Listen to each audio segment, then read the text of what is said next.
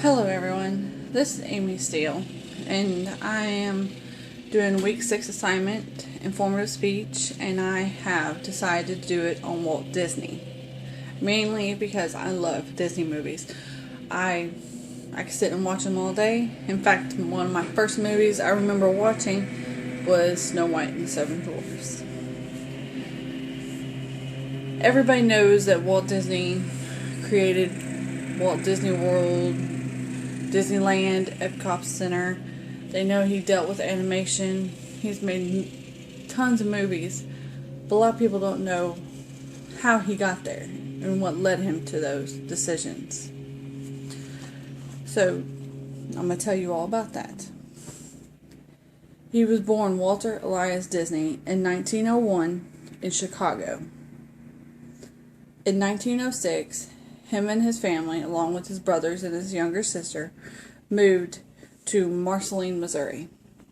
This is prevalent to a lot of Missouri people because you learn about the famous people in your state.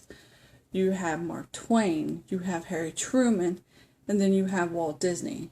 There is a monument to Walt Disney in Marceline, Missouri. While he was there in Marceline, he learned his passion for drawing. He would wait for the trains to go by and he would just draw trains. And he started drawing little cartoons that he would pass out to his friends. In 1911, the family moved to Kansas City. His father had gotten a job there. And it was there that he befriended some people and they started doing comic strips again. In 1917, they moved back to Chicago. And that was about when World War I was kicking off. And he decided that he wanted to drop out of school and join the military. Well, he got rejected because he was underage and instead joined the Red Cross and drove an ambulance to help everyone. After he was done with his one-year tour, they moved back to Kansas City in 1919. And it was there that he befriended a guy named Ubbs Burks. And they started their Laugh-O-Gram cartoon company, and that's how they came up with some of their characters, was through their Laugh-O-Grams. His first character was considered Oswald the Rabbit, and it would have been the one that brought him his fame, but Universal owned the rights to it because Disney was working for Universal at the time. And even though he created the character, Universal owned it. It wasn't until 78 years later that the company actually got the rights back from technically NBC now. But because of that situation, we have Mickey Mouse. After he lost his rights to Oswald the Rabbit, he decided that he was going to make another character, or he needed to make another character. And he thought he'd make a mouse character after the pet mouse that he had when he was younger in Marceline. So his friend Iwerks,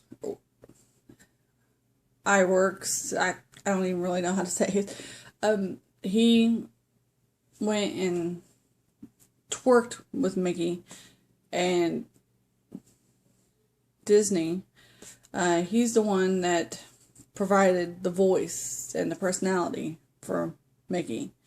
However, most people don't know that his name was going to be Mortimer. But Walt Disney's wife decided that Mortimer was too paunchy and that Mickey would sound more appealing to people and it'd be easier. Mickey Mouse, not Mortimer Mouse. Hence, how we got Mickey Mouse. But Mortimer ended up being Mickey's rival for Minnie Mouse. And he was like big and broody and was more Mortimer than Mickey was. Later on, he won an Academy Award for Mickey Mouse for his contributions to the animations. And through this, you know, he spurned a lot of spin-offs, I guess. And he came up with Goofy and Donald and Pluto and Daisy and all of them.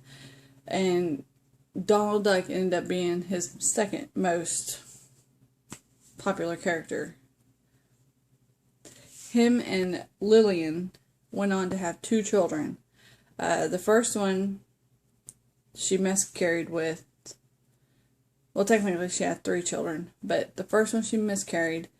The second one is named Diane, and she went on to marry and have 7 children of her own. And she died last year. Their second child they adopted, her name was Sharon, and they adopted her because of all the complications that Lillian had been having while she was pregnant. She went on to marry twice and have 3 children, but she died back in 1997. So, the family has lived on, mainly due to Disney's brothers and his grandchildren. And I love Disney movies. I don't know what the world would be like without a Disney movie. Children everywhere love them. Adults love them. But in short, he went through a lot of obstacles, a lot of moving, just to get to where he was now. He worked for a lot of places, did newspapers, routes, animations for other people, until him and his brother decided they were going to go to Hollywood to get where they wanted to be. And just thought y'all would like to know a little bit more about Walt Disney and how we end up with what we have now.